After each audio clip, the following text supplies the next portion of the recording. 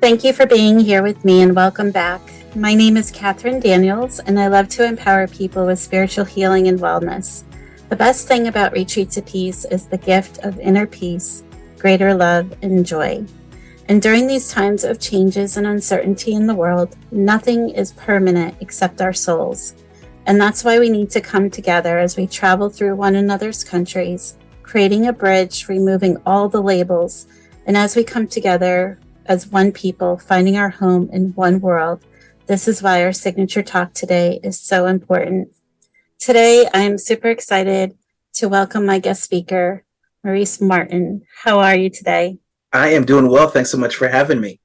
I am so happy you're here with us. For my show audience, can you tell us a little bit about yourself? Sure, absolutely. I guess the best way to describe myself, I am an author, I'm a speaker, I'm a counselor, I'm a spiritual coach, and I heard a preacher say this once. It was T.D. Jakes, and he said, "Never let men place a period where God placed a comma." Right, and so I feel like that goes for me because I described a bunch of things that I am, but I'm a lot more than that.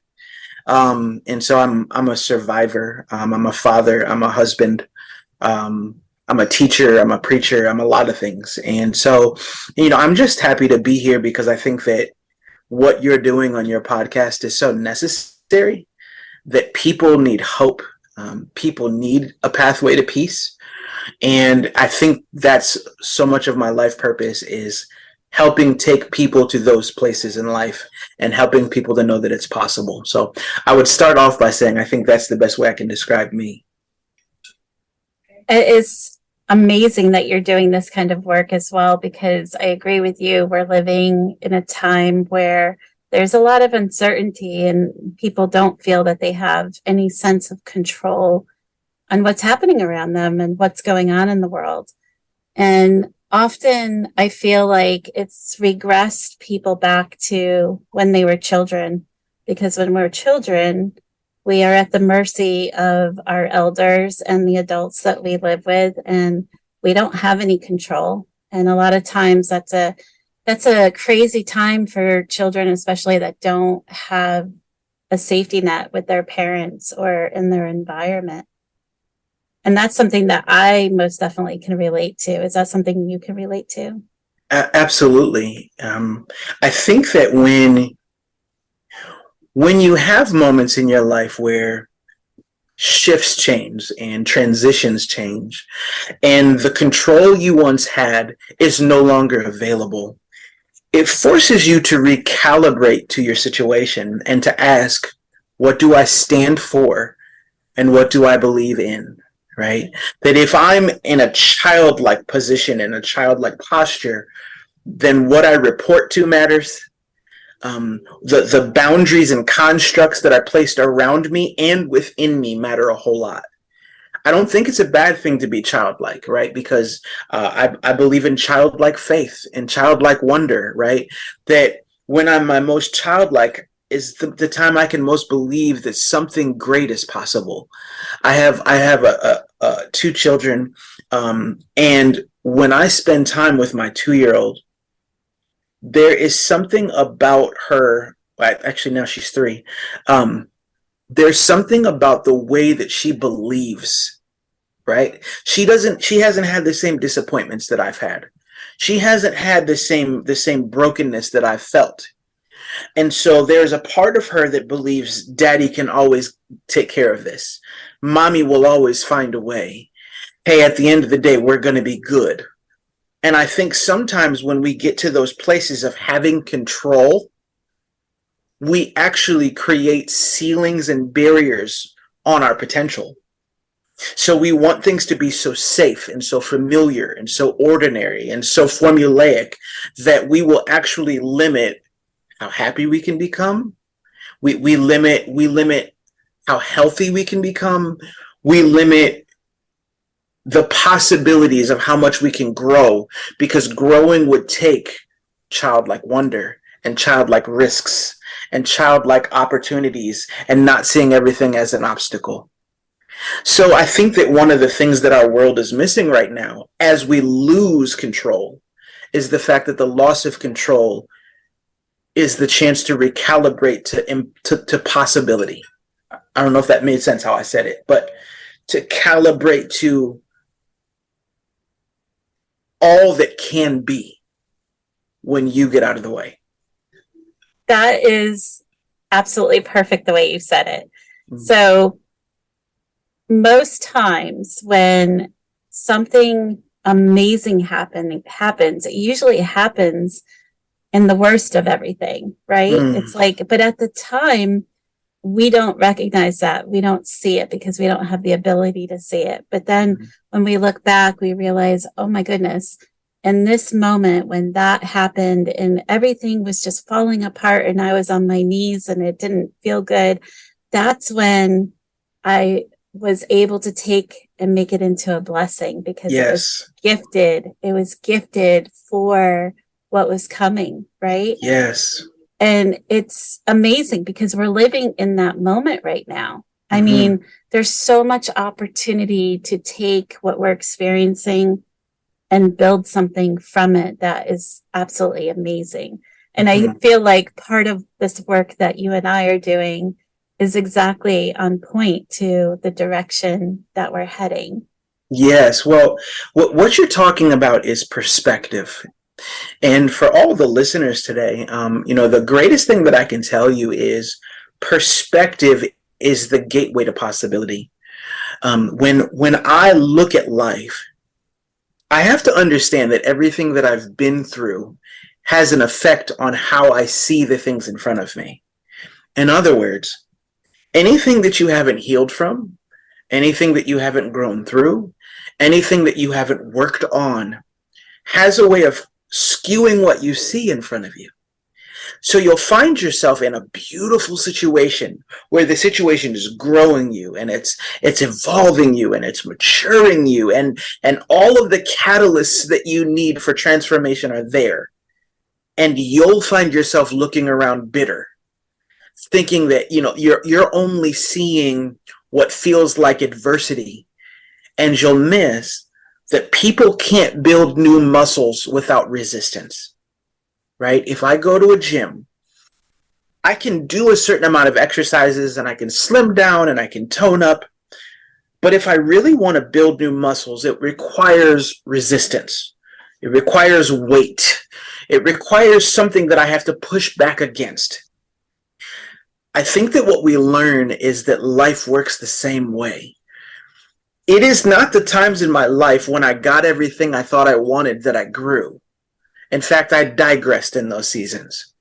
It was the seasons where I thought I was going to lose everything, and even in some cases lost most things, that I understood what was really valuable to me, that I started to learn what I was made of. Those are the times when I came to understand and know God. So to me, there's so many moments that you want to rush out of that are the very moments you're supposed to sit in. Because often we look back and you go, do you remember that time in our lives when we lived in that little shack and we didn't have 2 pennies to our name and we could barely afford Brit, but we were so in love? Isn't that the story you hear people tell? Oh, do you remember when the kids were driving us crazy and they were all over the house and they wouldn't shut up? Boy, would I love those times back. It's always the times that are the hardest, that are the ones that in the end are the most invaluable. And I think that's the greatest lesson. It's so on point what you're saying right now. And I hope that whoever is listening is understanding that whatever they are going through is also for them, like you're explaining. It's part of changing the outcome of what's ahead. It's part of redesign of what it is that your life will be. And so much of it is your mindset. So much of it is just having the ability to fully surrender, sit in the space, allow the healing process to happen. Because what we fail to recognize is that our bodies that we are living in that protects our souls they have all this DNA structure from our parents, from previous generations, and we carry that with us. And part of our journey is also to heal some of what's happened to our relatives, right? We have to be in a space where it's not just healing ourselves, but healing the trauma of the previous generations and really recognizing that. How do people do that though? I mean, that's a good question, right? Like, how do people do that? So for me, my audience knows that I've had a very, very dynamic background. And for me, it was recognizing that sometimes what I was going through, the lens that I had wasn't coming from me. It was coming from the chatter in my head that belonged to someone else. Mm-hmm. It wasn't my chatter. And when I started to recognize that, I started to recognize, okay, this is stuff that isn't mine to carry, and I need to put it down and let it go. Mm-hmm. But people get trapped in that. They get trapped because they keep repeating the same experience over and over and over because they don't know how to shake it. And I know personally so many people that come to me and they say, oh, I want a new job, but they keep repeating the cycle of what they had with the current job. It's like they work themselves till they're burnt out, and then they end up quitting their job and they align themselves with the next one that they're going to do the exact same thing instead of getting into their true authentic self and recognizing what it is that they really want and asking for it, having it come to you, having it gifted to you. And people don't think that's possible, but I'm a testament that is possible. Have you had that happen?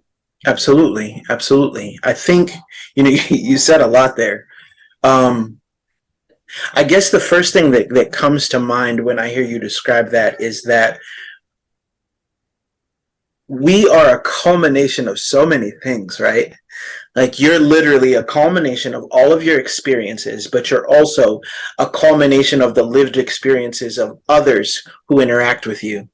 So as you said, not only do you hear the words that are given to you by mom, dad, grandma, grandpa, whoever's around, but you're hearing also the influences that came from others that spoke to them.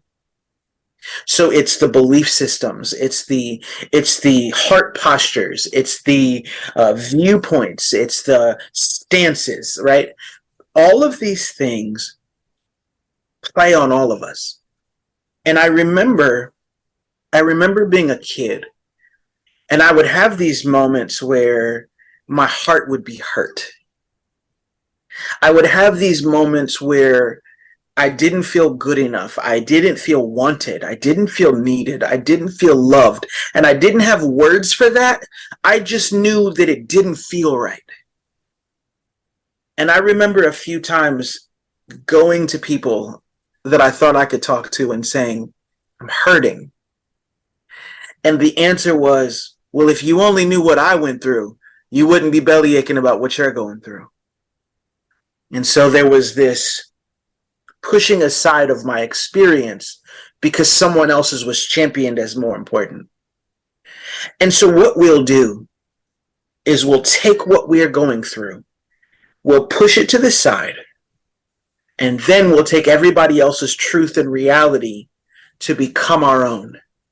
So now every time I feel something, my brain says, well, you really haven't experienced anything. I don't even know what you're complaining about. You haven't had it nearly as bad as other people. Now their words become my internal chatter. Now their negativity becomes my firestorm on the inside. Now their heartbreak becomes my warfare. And so I think that the key, there's so many like expressions that are out there, and I get them, but I fight with some of them because I think that some of them don't get explained well enough. One of them is live your truth. I think live your truth is beautiful as long as it's rooted in finding the truth. If my truth that I'm standing in is actually a whole bunch of other people's half truths that I was raised with, it's not my truth. And so I will just believe that I'll start calling myself all these things. I'm so quirky and I'm so this and I'm so that. And really, that's what other people called you. And you started to just receive the abuse as the truth. You started to receive them not understanding you as your truth. You started feeling like you were left out and you accepted it as your truth. And sometimes that's not fair.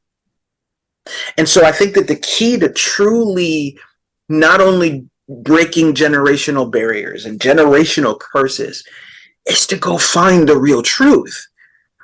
Daddy's daddy hurt daddy's daddy, but daddy's daddy was worth loving. And daddy was hurt by daddy's daddy, but daddy was worth loving. And daddy hurt me, and I was worth loving. And the truth is that we were all worth something that we didn't always receive. So I'm going to make sure that today I receive it. I'm going to make sure that today I go get what I'm supposed to get because it's mine. And my experiences might not have taught me that it's mine. The things that I've lived may not have showed me that it's mine.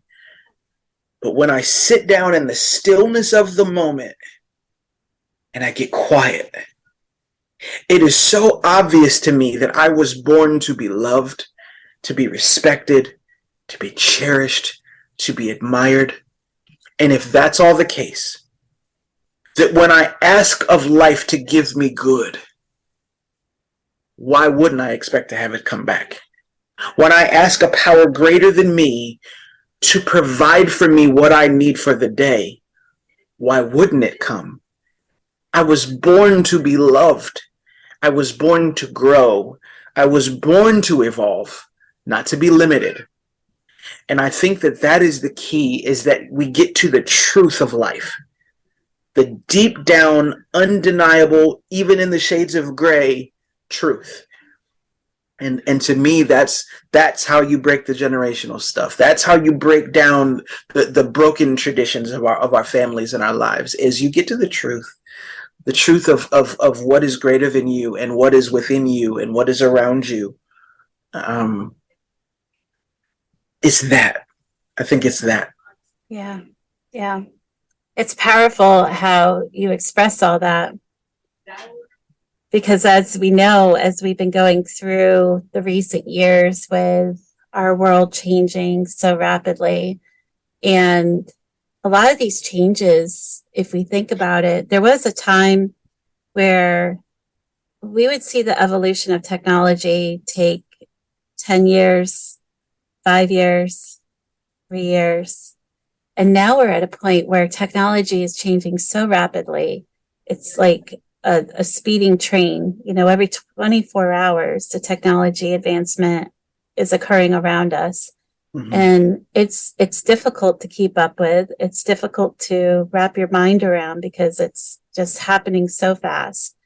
And it feels like all these technological advancements, all of these worldly changes, all of these social norms that are being put on the world, it feels like we're in a space where we really do have to get centered. We do have to find our own truth. And we also have to give ourselves grace. We have to give ourselves grace because we haven't experienced this time before.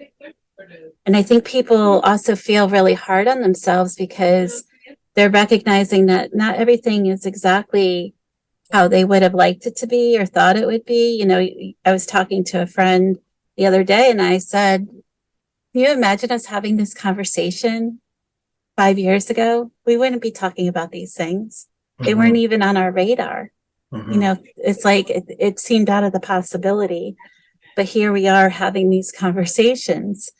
And we really do have to give ourselves grace because the entire globe has been through a traumatic experience. And a lot of the world is grieving. And as we know, grief shows and manifests in different ways. For some people, they fall into depression. Some people are just angry, you know, they can't accept it.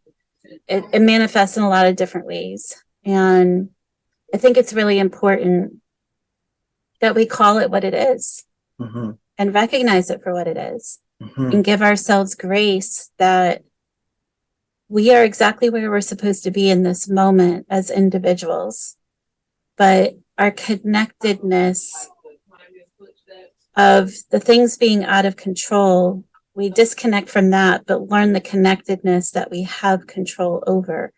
So what does that look like? Maybe it's connecting with your higher power, connecting with God, getting in prayer, connecting with your family, connecting with your friends, getting really authentic and real with that abundance of love that you can experience and reaching out for it.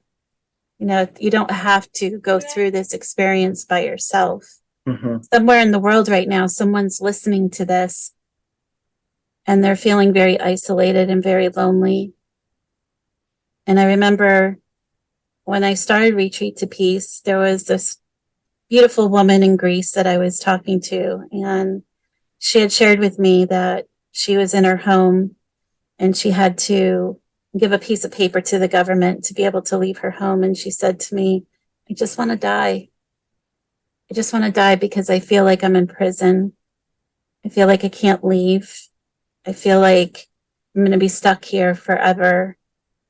And I pleaded with her. I said, please listen. Everyone in the world has had a different experience of what is happening. But universally, as humans, we all collectively have been brought into a space of grief.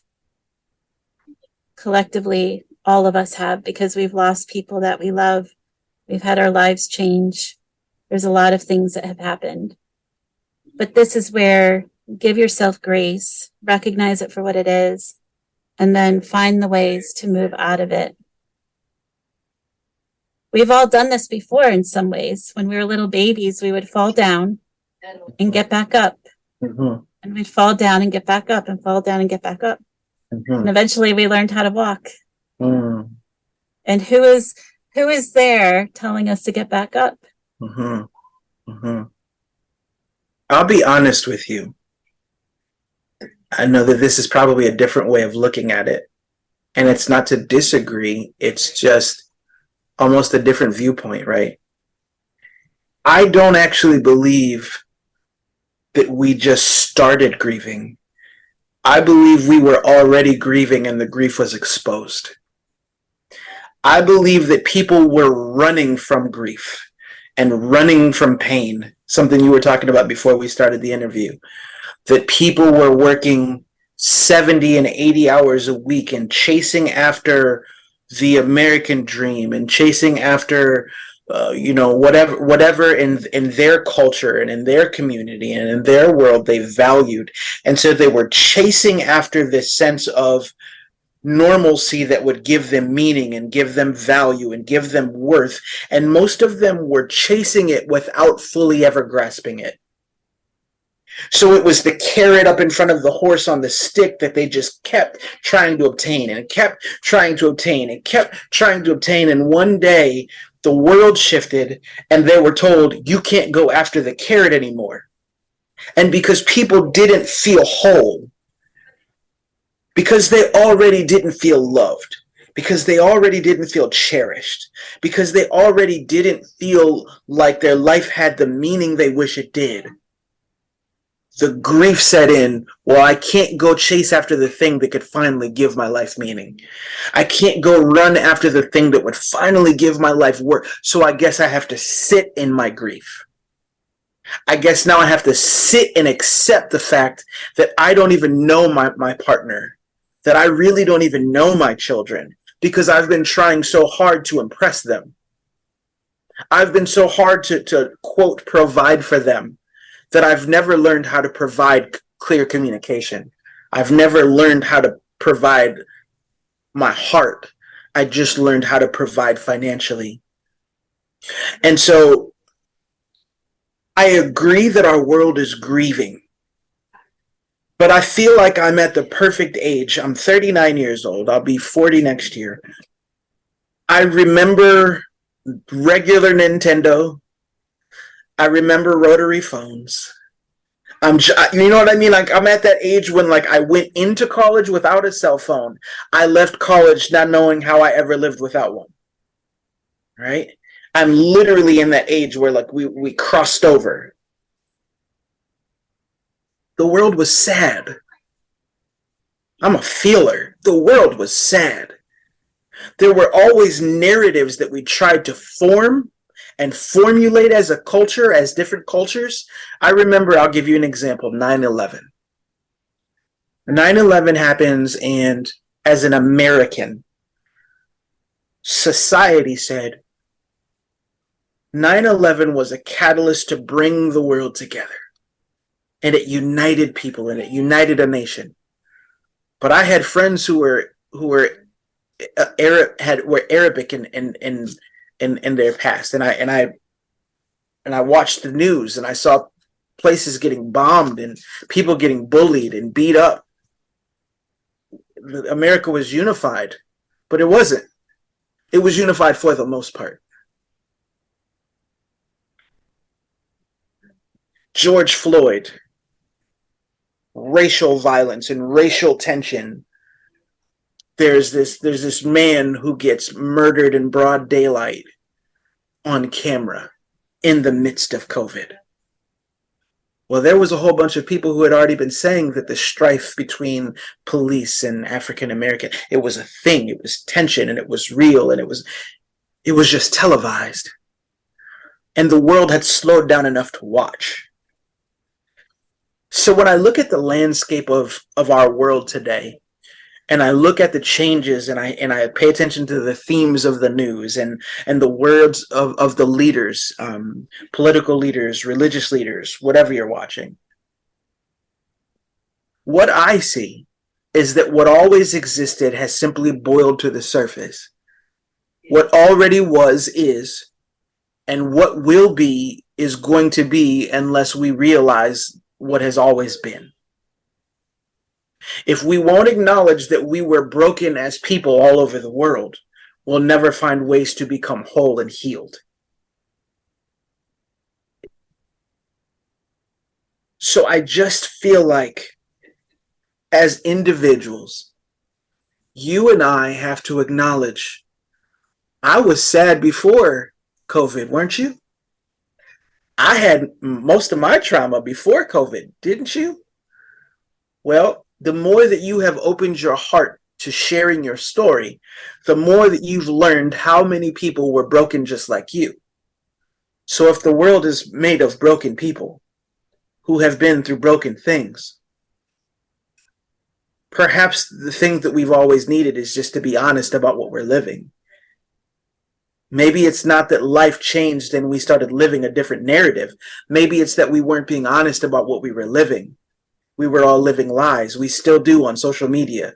Go on Instagram, go on Facebook, go anywhere. And what you see is people trying to emulate a reality that's not real. I told one of my friends the other day, I said, I did a video, and I woke up one morning and I just had a heart to pray for people. And I started praying for people, and I felt led to just record myself praying for people. And there's a video, and I'm just crying. I'm crying and praying. I'm just crying and praying. And the video got 90,000 plays. And somebody said, well, what you gonna do to get the next big video? I said, I couldn't tell you. Because that wasn't fake. It wasn't manufactured. There was no strategy behind it. There was no well-timed anything. It was my heart and soul poured out, and I hit record. What my kids love, what my wife loves, what my patients and clients need are my transparency, my honesty, and my openness, despite how much I'd like to seem perfect. It is my quirks that help them feel whole, not my perfection. And I think that if we could acknowledge the imperfections of our cultures and the imperfections of our lives and our journeys and our past, that we would understand it's actually the imperfections that lead us to being perfected. Like if I didn't have a God-sized gap, I wouldn't need God. If I was whole by myself, I wouldn't need my wife. Like if there's some things I can do all by myself. I don't need anybody, but there's something my wife does for me that adds to my life value. There's something my kids do for me that I didn't even know I needed that gives my life worth. It's in the gaps that we find the need for humanity. And so I think that we've always been grieving, that we've always been looking for more, that we've always been searching. And that the faster that we can, as a people, acknowledge that, then we can start finding ways and moments and conversations to become whole in the things we've been lacking. I agree. And if anything, you talk about the opportunity that this experience has brought to the world. It's incredible to me how much mental health has been brought to the surface and how accepted it's become. Yes, absolutely. Because there was a time where that was something that was taboo. You don't talk about it. Mm-hmm. And I really don't know any human being that has never been through some sort of trauma, rejection, depression, anxiety, some sort of loss, major illness. Everybody has experienced something. And for us not to be able to accept that and process it and work through it and have this label put onto us, like if we need counseling because we're going through depression or something and then be labeled for it. And it's almost like you're less than, and if anything, my experience is that every human has experienced something pretty big, but that's what brings us all together. Mm-hmm. Mm-hmm. That's exactly what brings us together. Well, and I think that one thing that I would love for people to take away, because I am a counselor, and I don't think that the key is just to talk about it, but that's what we get told. From my experience, people have to learn how to feel about it. When I get a person who walks into a session with me as a coach or a counselor, and they're prepared to share their head, I can help them. I can give tools and techniques. I can help give them some relief from what it is that's stirring in their mind. When a person comes and opens up their heart, I can help them change their life. Because when you say that in your experience, every person you've met has been through something major, if that is the case, something major doesn't just affect your head, it affects your heart. It affects your ability to believe, to have faith, to feel joy, to love and be loved. Like when you get rocked to your core, it affects your ability to live. And so I think that one of the critical things, it's almost what scares me sometimes about therapy, just like I love therapy, is I've seen so many different types of therapists and so many different types of coaches. And so because we all come from these different perspectives, right?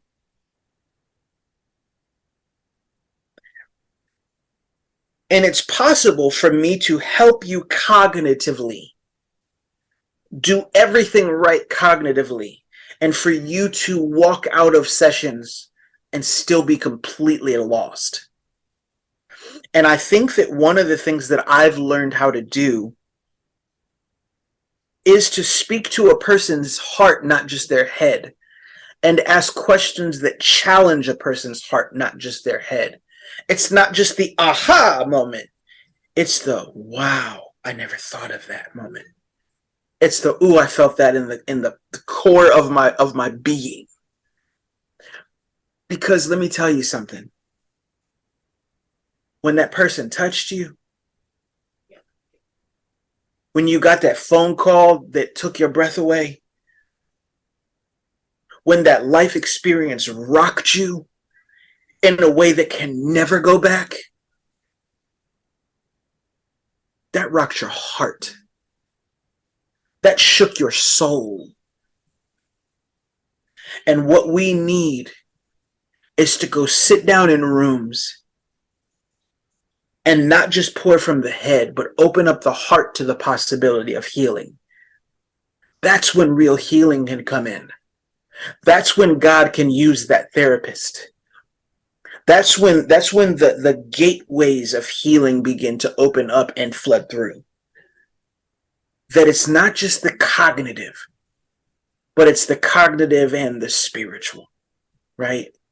I know I feel like I sound so deep right now while I'm giving these answers, but it's the truth. I mean, I've had people walk up to me, tears in their eyes, and say, Maurice, you changed my life. And I don't take those words lightly. And no person ever said that to me, and I've had it happen many times. It has never happened because of how smart I am. I've never helped save a soul because I was smart. I don't think that's how life usually works.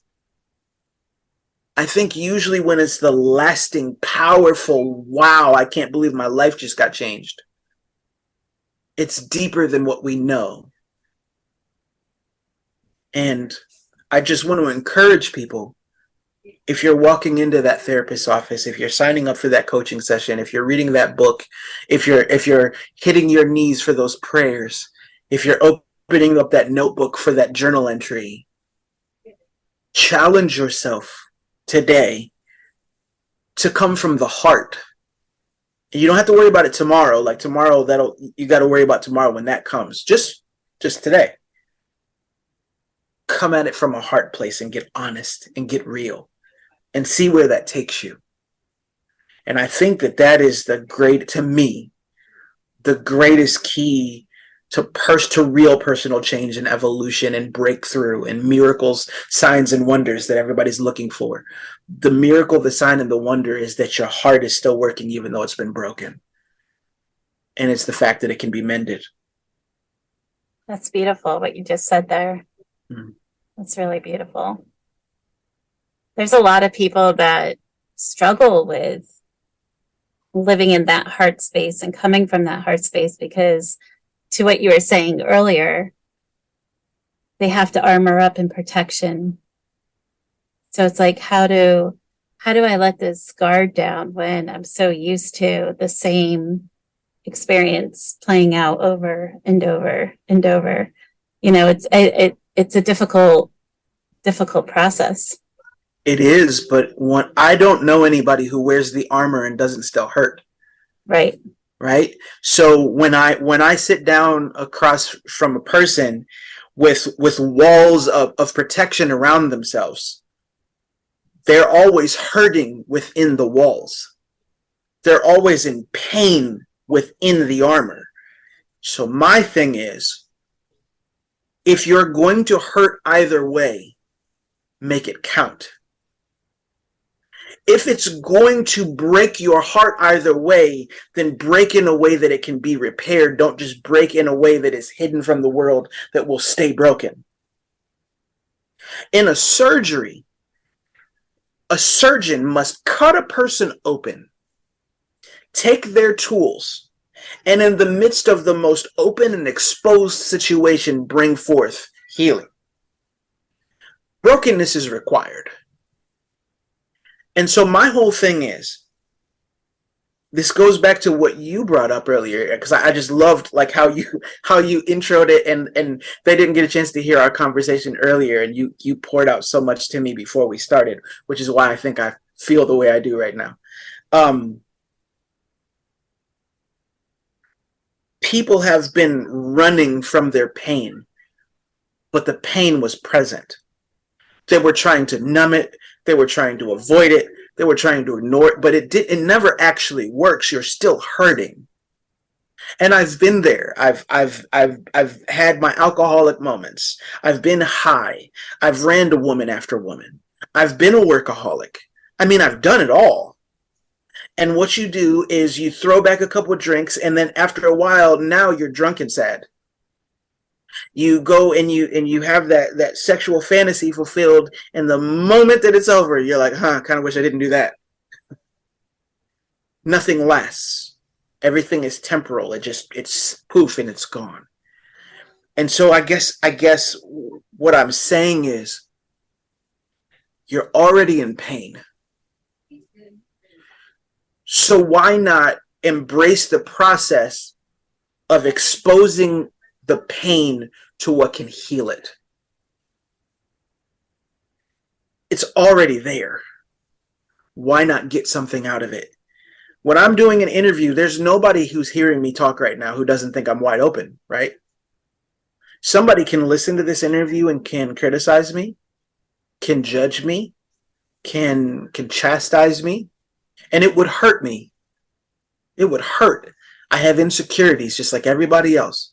I spent half my life hearing what I'd never do and what I'd never be and what I'd never become, and the voices still try to talk to me on the inside. I am wide open in this moment. But I'm wide open because I'm trusting a kind of protection that I could never provide myself. When I stop believing I'm the only person who can protect me, I sometimes cut off the ability of the divine to protect me. And I understand, excuse me, I understand that some people had moments in their lives, most of us, excuse me, most of us had moments in our lives where we needed divine protection and it didn't come. That can I say that out loud, right? Where we look back and we go, well, where was God then? I say that in my book. That's why I'm okay with saying it out loud. It's in the last book I wrote. Most of us, when we practice healing and we practice forgiveness, most of us at some point consider the fact that we may have to forgive God or our perception of forgiving God, right? And so part of the process of protection is realizing that if it's true that everything in your life that you've been through can become a catalyst in this moment to bring all of your greatness out and to bring forth all of your beauty and to bring forth everything you were born to become, if that's true, then the divine can use anything. Then your higher power can use all things. And perhaps protection in a moment doesn't look like armor or walls. What if protection is simply for the things that used to hold you captive to now be your catalyst to the greatest healing moments of your life? What if that is the protection? What if the protection is I tear down the walls of feeling like I have to keep this secret to myself and I tell the truth and it sets me free? What if that's the protection? What if I don't need walls? What if I need air? I think most of us, we think we need walls. You ever seen a bird in a cage? It's kind of sad. You're like, boy, I hope that bird can get back out to the sky at some point soon. You ever see a dog in a cage? You're like, boy, kind of hope at some point soon the dog can go outside and start running around. How long have you lived in your cage? Mm-hmm. We put ourselves in a cage. We live in mental cages, stuck in a moment we can't get out of, stuck in moments that we choose to disappear back into. And I think the key is to understand I don't need this cage to be protected. I need freedom to be protected. I need the air to be protected. Ultimately, the way that I look at it, I understand there's a bunch of different ways people look at life, but from my life view, I need God to be protected. And God says, go be free. Mm-hmm. Get out of the cage. Get from behind your own walls and sit under mine. Mm-hmm.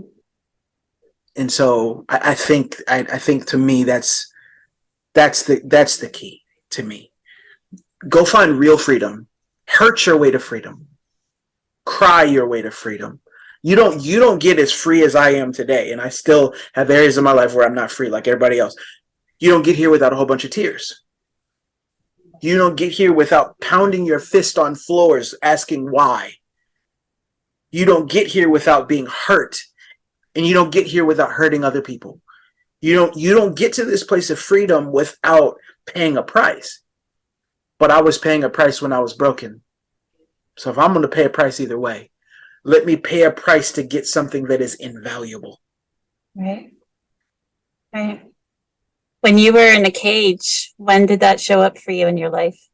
I think that I first knew I was in a cage. I don't know the exact moment. There's a memory I have of being about 11 or 12. Life had been rough in moments for several years before that. But I remember I was standing in a room and I heard the sound of our garage and I was frozen. I didn't know what was going to walk through the door. And in those days, I had already been well trained and well conditioned to learn how to tiptoe my way through life, to be sometimes seen and sometimes heard and sometimes felt. My wife still today says, "Oh my God, how do you always sneak up on everybody?" Because I learned how to be there and not there. And I remember there was this moment where the garage door started to open and my heart started to race. And I thought to myself, I don't think I'm okay. And I don't think this is normal. And I don't know who I can talk to. And I don't know who I can be honest with. But I don't think I'm okay. And it was years later before I ever talked about those types of feelings. Crippling fear, crying myself to sleep at night, laying in bed wondering why nobody loves me. Doesn't matter if people did love me. I perceived that no one did. And so there were these moments that I had where the cage, the prison cell, it started to become comfortable. People would try to reach out to me and want to befriend me, and I would only let them so far. I learned how to manipulate communication. I can laugh my way through anything and joke my way around anything that I want to. And so I would humor my way around things so that I could get back to the cage as soon as possible. It was safe there. Because I'm so observant that I would catch the person snickering at me when they didn't think I was paying attention because they were making fun of me when I was talking. I would catch the person who was judging me from the other side of the room. I would catch the things that would bring out my insecurities. I'm way too observant. The things that people don't tell you till later, and you're like, yeah, I've known that for a decade. And so I started to despise being out in the open. It hurt too much. I'm one of those people, because I have a big personality. People feel like they can say anything to me. So they sometimes do, and that's not a good thing.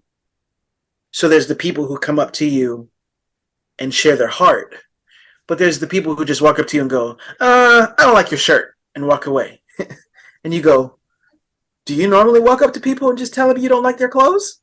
Well, no, but you're you. Oh, maybe I need to stop being me.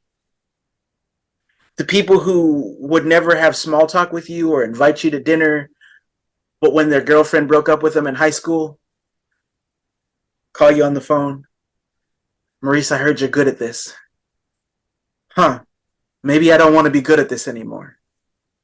And so I feel like at some point I started to take pleasure in the prison. Like it was so familiar. It was so comfortable to be there. I knew how to navigate it. I don't know how to navigate you hurting my feelings.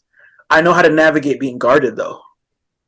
I know how to navigate being a control freak and keeping myself into control so you can never have control over me. I know how to do that. So when did it start? I don't know. But I know a lot about how it continued and, and how I lived in it and how I thrived in it in some ways. Or it looked like thriving to me, right? Until ultimately I realized I was drowning. I hope that answered your question, but sometime around there, you know. So when you're drowning, someone right now is drowning. Mm-hmm. They're listening and they're drowning. Mm-hmm. What advice do you give someone who feels that way? Stand up. Stand up. Many of the people that I meet in life, they're drowning, and they're in a body of water that is so small that if they stood up, they would stop drowning. The problem is you've been lying down in that pool for so long, that's why you're drowning. Stand up. And when you try to stand up, it's going to be unfamiliar to you because you're some of those muscles it's going to take to stand, you haven't used them for a while, if at all. And so you're going to feel a little wobbly underneath you, and it's going to be a little shaky. And you're going to be feeling like you can't stand in your own strength. And perhaps you can't. Maybe you're going to need to lean on somebody else. But the greatest thing that you can do is to understand if you're drowning, you're not necessarily drowning because of how much water is surrounding you. Maurice, you don't understand what I've been through in my life. You don't understand how many tragedies. You don't understand how many heartbreaks. I hear you on all that. But if you're here and you're listening right now, it's for a reason. And so if you are tuned in this moment, and anything that I'm saying is resonating with you, then understand that even if you are surrounded by water and there's a ton of water, maybe you don't understand the giant that you are. Maybe you were born to be so large that that's why so many people have tried to pull you down, because it's intimidating to them all that you are and can be. So the greatest advice that I can give to anyone is take a breath and then stand. And let me tell you something. I have my brother who was closest to me. He drowned. He died. He drowned in water. And the story that they told was that they tried to save him. And when they tried to grasp hold of him, he was fighting to get above water. And so he ends up fighting the very people trying to save him. And so the key is that when you get up, you have to get up in a way that's controlled. Get up with intention. You can't fight everything that's around you. If you try to fight everything, you're going to find yourself fighting against the very thing trying to save you. Yes, you're fighting for your life, but you fight for your life one prayer at a time,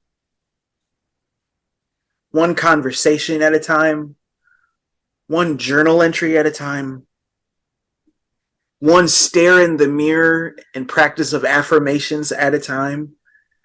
You don't give up by just cussing everybody out around you and letting everybody know you've been holding me down for too long and I'm done. Like, that's not how that happens. You can't fight your way out of this. Not that kind of fight. You fight by saying, God, I'm ready. I want this. So I'm going to start to stand. Please help me. Let somebody stand beside me. Let somebody be in front of me so that if I start to fall, let somebody catch me. But please help me stand.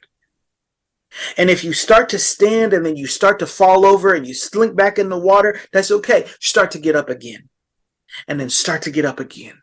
And then start to get up again. And after a while, you'll realize that you're doing the same kind of stuff as push-ups when you try to get up again and you try to get up again. You're building muscles. I said you have to push against the resistance. So even if the process of standing is hard, it's not proof you're not meant to stand. It's proof that you have to weather the storm and weather the process to build what is necessary to become what you need to be to stand all the way and sustain it. I'm standing right now, but I remember what it was like to drown. I remember the days I was mad that I didn't drown. Can I say that? Yeah. There's somebody listening right now, and there are days when they wake up and they're mad that the water didn't kill them. I promise you, I know what that feeling is. I have been there. And the greatest thing that you can understand is that if you're still breathing, if your heart is still pumping, if you're still here, there's a reason. And you getting up, what you don't realize is this. You're laying down on the ground and the water is surrounding you and you're looking up. And what you don't know is that there's somebody a distance away from you and they're laying down too.